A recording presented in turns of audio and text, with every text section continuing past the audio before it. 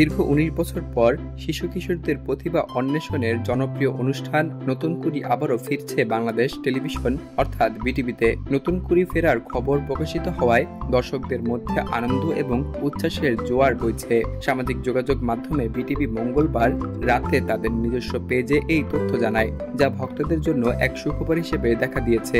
অনেকেই এই খবরে স্মৃতিকাতর হয়ে উঠেছেন, কারণ নতুন কুড়ি শুধু একটি টেলিভিশন অনুষ্ঠান নয়, এটি বহু প্রজন্মের জন্য সাংস্কৃতিক এবং সৃজনশীলতার মঞ্চ ছিল। নতুন কুড়ি প্রথমবার ১৯৬৬ সালে পাকিস্তান টেলিভিশনে সম্প্রচারিত হতো।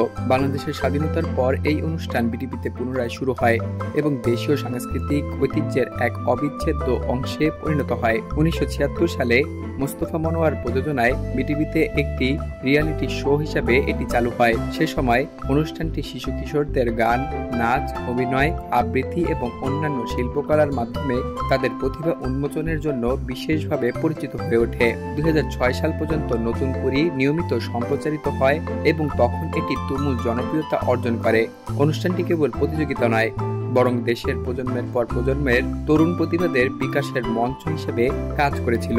বহু শিশু কিশোর এই মঞ্চ থেকে তাদের শিল্প জগতে পা রাখে এবং পরবর্তীতে তারা দেশের বিনোদন জগতে সুপরিচিত ব্যক্তিত্ব হয়ে ওঠে।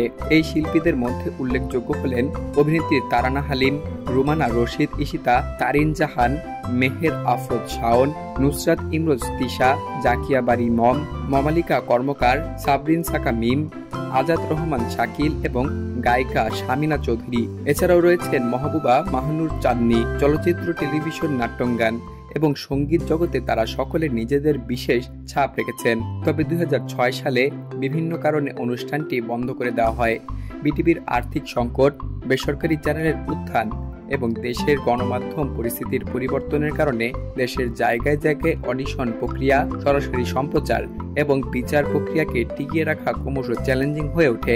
এই সকল কারণ মিলিত হয়ে দীর্ঘকাল নতুন কুড়ি বন্ধের পেছনে গুরুত্বপূর্ণ ভূমিকা রাখে। পরবর্তীতে ২০২০ সালে অনুষ্ঠানটি পুনরায় শুরু করার পরিকল্পনা করা হয়, কিন্তু কোভিড-১৯ মহামারীর কারণে সেই পরিকল্পনা কার্যকর করা সম্ভব হয়নি। দীর্ঘ বিরতির পরও নতুন কুড়ি আজও বাংলাদেশের সাংস্কৃতিক ঐতিহ্যের এক অনন্য প্রতীক হিসেবে বিবেচিত হয়। এর প্রত্যাবর্তনের খবরে দর্শক, ভক্ত এবং সাবেক প্রতিযোগীরা সামাজিক যোগাযোগ মাধ্যমে উচ্ছ্বাস প্রকাশ করেছেন এবং অনেকেই স্মৃতিকাতর হয়ে অতীতের সুন্দর মুহূর্তগুলোকে মনে করছেন। এবার দর্শকরা অপেক্ষা করছেন অনুষ্ঠানটির নতুন রূপ, অডিশন প্রক্রিয়া, সম্প্রচার সূচি এবং ফরম্যাটের সম্ভাব্য পরিবর্তন নিয়ে। যদিও বিটিভি এখনও এই সংক্রান্ত বিস্তারিত তথ্য প্রকাশ করেনি, তবুও আশা করা যায় যে নতুন কুড়ি আবারও দেশের শিশু কিশোরদের জন্য স্বপ্ন পূরণের মঞ্চ হয়ে উঠবে এবং নতুন প্রতিভা উন্মোচনের সুযোগ করে দেবে।